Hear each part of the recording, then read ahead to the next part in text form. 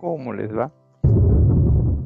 Preparé esta exposición para ustedes que están por iniciar su internado, externado o la residencia médica. También les será útil a estudiantes de medicina y médicos de otras ramas.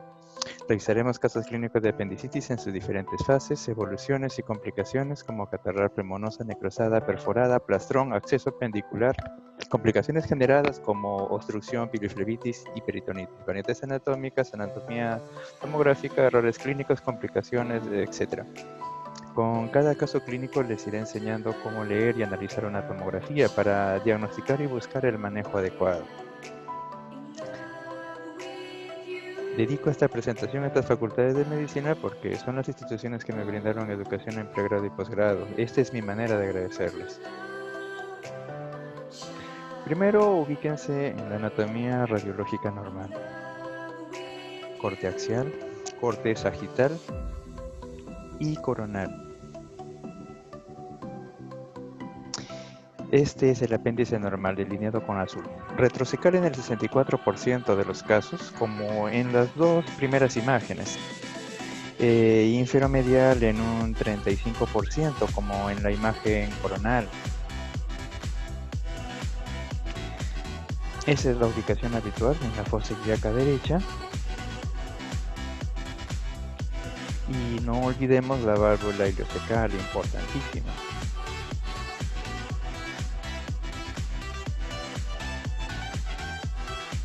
Estas son las características de un apéndice normal. Pared delgada, colapsada, contenido gaseoso, meso y grasa visceral negra. Y no debe haber efusión pericecal ni neumoperitoneo. Todo lo opuesto a lo enumerado suele ser patológico. Pero hay variantes anatómicas. El ciego y apéndice están arriba en el flanco, fuera de la fosa ilíaca derecha. La segunda imagen no es un coronal estricto, es una reformación curvada siguiendo el eje del apéndice. Como ven, el apéndice y el ciego están arriba, fuera de la fosa ilíaca derecha. Si hace apendicitis y buscamos el punto de McBurney, tal vez nos dé negativo.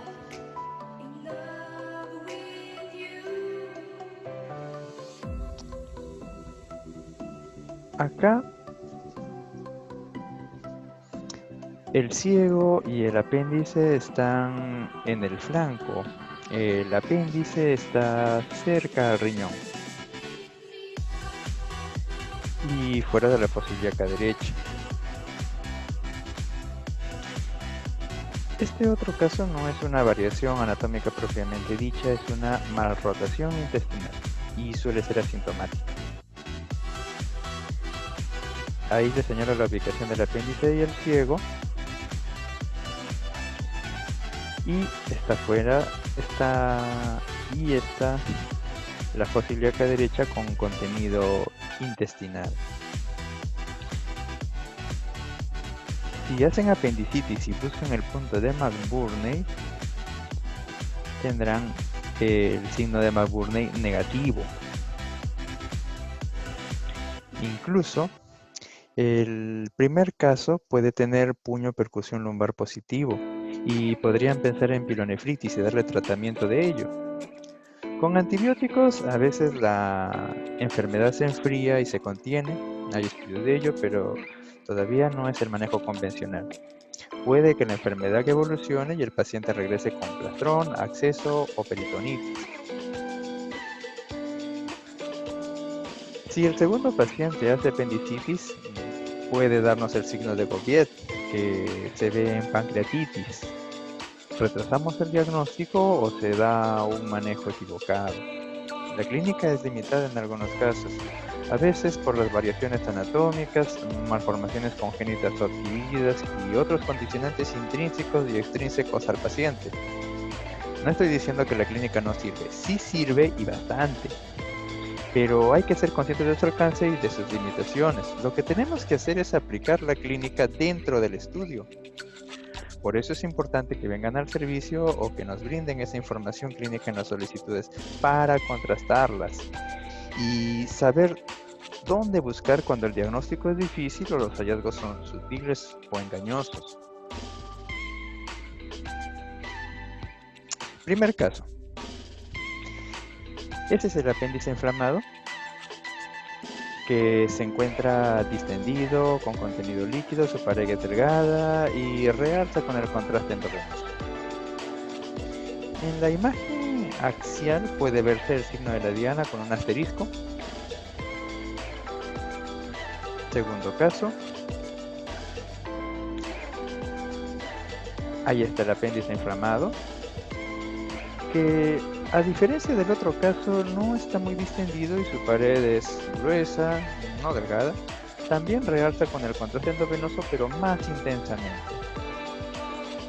Y también tiene el signo de la diana en asterisco, pero hay más hallazgos que el otro paciente aún no tiene, como la grasa visceral inflamada en azul y efusión pericecal en verde. El primer caso es la fase inicial de una apendicitis llamada catarral o congestiva. Los hallazgos se deben a la hiperemia y acumulación de líquido intraluminal. El segundo caso corresponde a la fase flemonosa o fibrinosa, la segunda etapa de una apendicitis. Acá la pared se edematiza y empieza a aparecer pus dentro y fuera del apéndice. Tercera fase. Ese es el apéndice, enorme, llega hasta el ombligo y tiene apendicolitos en azul. El cuerpo y la punta tienen pared delgada y no hay efusión pericecal. Ahí pensaríamos en una fase catarral. Pero la base tiene signos de isquemia o necrosis, llamada neumatosis, que podemos verlo en muchas entidades. Por ejemplo, la enterocolitis necrotizante del neonato, el infarto intestinal en cardiópatas y la apendicitis en fase necrótica. Magnificación en plano axial que muestra la pared anterior de la base gruesa y con gas dentro de la pared. Eso se llama neumatosis y es un signo de isquemia. Magnificación en corte sagital. Ahí tienen la pared de la base apendicular gruesa como una dona y con gas dentro de la pared. Neumatosis. Magnificación coronal, apéndice distendido con líquido, pero en la base se encuentra el hallazgo más importante, la neumatosis en morado, signo de isquemia que evoluciona a la necrosis.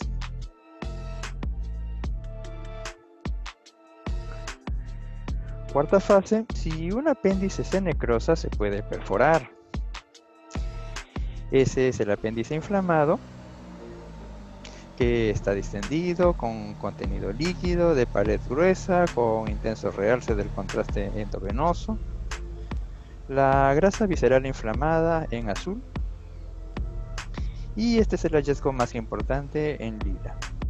El neumoperitoneo, que indica perforación de visera hueca. Otro caso, la apendicitis de la punta o del extremo distal. Es inusual y su cuadro clínico es atípico y retrasa el diagnóstico. Esa es la punta inflamada con líquido y apendicolito, la grasa visceral inflamada en azul y el neumoperitoneo en lila, signo de perforación. Si una apendicitis se perfora y no se diagnostica, puede ocurrir dos cosas. Una es la peritonitis generalizada y la segunda es el plastrón, que es una peritonitis focal. Clínicamente, un plastrón es inflamación local tipo masa, formada cuando el organismo trata de controlar una infección aislándola con las heces intestinales y la grasa visceral para que no se disemine. Algunos autores lo dividen en dos entidades. El primero es el flemón apendicular, que es sólido. como una celulitis o la cerebritis. Y el segundo es el acceso apendicular, que es la evolución purulenta del flemón. Les traje 3 casos de flemón y 2 de acceso. Primer caso, plastrón retrocecal. No se nota en el apéndice por la inflamación, así que lo delineé con azul. Y en naranja tienen la grasa inflamada o flemón. El ciego cubre por delante esa infección. Al quitar las líneas, observen que no se nota con claridad los límites o márgenes de la pared del apéndice, con el flemón y la cara del ciego que la cubre. Este es un signo muy importante de inflamación. Segundo caso, corte coronal. Les marco en rojo el flemón, cubierto por la base del ciego en verde, pero noten que la base está muy gruesa, en verde agua, por la inflamación. Eso puede ser un signo de alarma, de friabilidad del tejido. Mucho cuidado, hay que prevenir al cirujano para no complicar el problema. El ilion también lo aísla en azul. Y también la grasa visceral en naranja. Al quitar las líneas, vean la pobre diferenciación de los márgenes de las estructuras del plastrón. Tercer caso, corte axial. Marco en rojo al plastrón. Las flechas rojas apuntan un apéndice tortuoso, por eso se ven 3 partes en un solo corte. Las flechas azules señalan gas en el flemón. Esto indica que el flemón está convirtiéndose en un acceso, pero aún es sólido. Por tanto, aún no puedes hacerle ningún tipo de drenaje percutáneo por intervencionismo ni quirúrgico. Ese es el ciego y el ilion, que parecen parte del plastrón, ayudan a cubrirlo para contener la enfermedad. Nuevamente este signo en rojo, la pobre diferenciación de los márgenes de las estructuras anatómicas con el flemón. La grasa visceral también ayuda a cubrir, igual que los músculos zoaciliacos. Quitamos las líneas para que ustedes traten de identificar los hallazgos.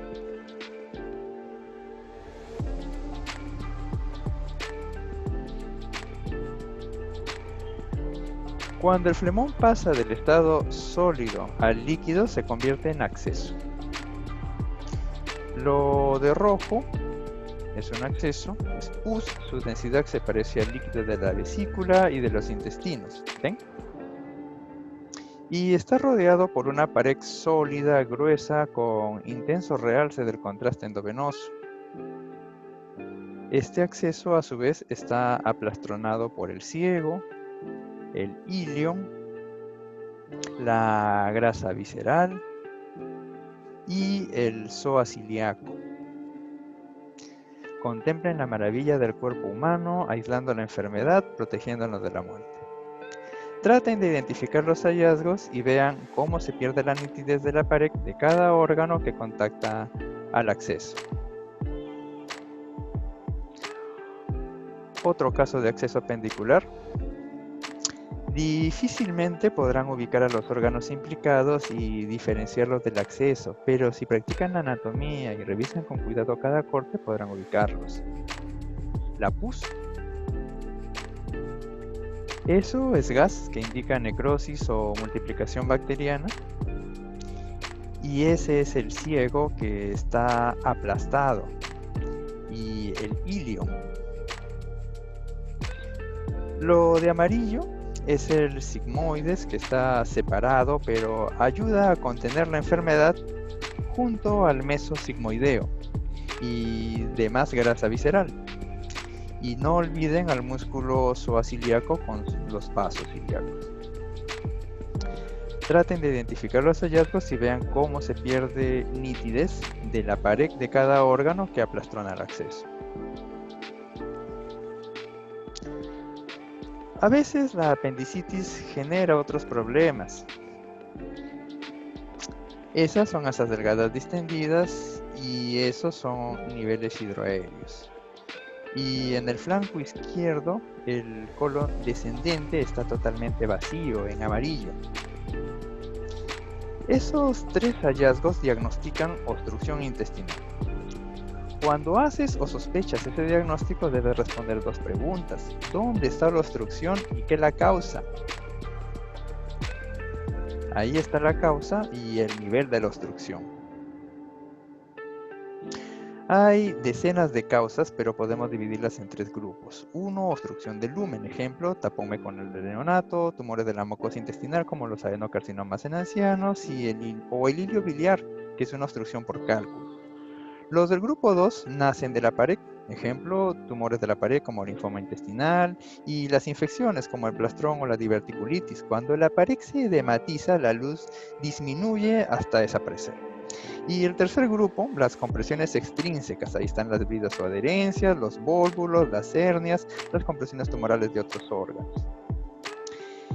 Esta obstrucción es causada por el segundo mecanismo, la pared. Lo de azul es la válvula iliocecal. La pared está tan inflamada que obstruye el lumen totalmente. Ese es el ilion distal que desemboca en la válvula. Su pared también está gruesa por la inflamación contigua y su lumen comienza a estenosarse como la punta de una flecha. Buenas. Ese es el escanograma de la tomografía, es como una radiografía en decúbito supino. Solo con una radiografía hubieras visto distensión gaseosa del estómago y asas delgadas. El colon está vacío, sin gas. Lo de azul son grapas quirúrgicas en el hipocondrio derecho, tal vez por colecistectomía. Curioso que haya muchas grapas, tal vez pasó algo más. Solo con la radiografía de abdomen podrías haber diagnosticado obstrucción por bridas o adherencias y el cirujano va a entrar con la intención de romper bridas. Es preocupante, hablamos de falla diagnóstica y con un manejo que no le corresponde. La tomografía sí te dice dónde está la obstrucción y qué lo causa, la radiografía no. Pero si la etiología es infecciosa y el ciego está friable por plastrón, una laparotomía exploratoria no es tan necesaria y podría complicar las cosas. El manejo va a cambiar con la etiología y la evolución. Tal vez lo mejor para este paciente al inicio sea comenzar con antibióticos para enfriar la infección e iliostomía. Vemos cómo evoluciona y le damos el manejo que le corresponde. Médico, quirúrgico o combinado. Y ya falta poco, tomografía con contraste en coronal, la vena porta, y dentro de la porta tienen esa imagen hipodensa, alargada, que el contraste no lo pinta. A ese fenómeno se le llama defecto de relleno. El contraste no rellena toda la porta porque su lumen tiene un trombo. Pileflebitis. Es una trombosis séptica, algunos autores le dicen tromboflebitis, que genera confusión, pues el término flebitis indica inflamación de la vena, por tanto su pared estaría edematosa, y eso no ocurre en la mayoría de casos. Recomiendo piliflebitis o trombosis séptica de la porta o de la rama que esté afectada. Último caso. Si la apendicitis se perfora y no se diagnostica, puede ocurrir dos cosas. Primera opción, el plastrón, que es una peritonitis focal que aísla la enfermedad del cuerpo. Pero si el cuerpo no logra contener la infección, esta se disemina todo el abdomen y se produce la segunda alternativa, la peritonitis generalizada, una catástrofe. Estos son los hallazgos de nuestro paciente.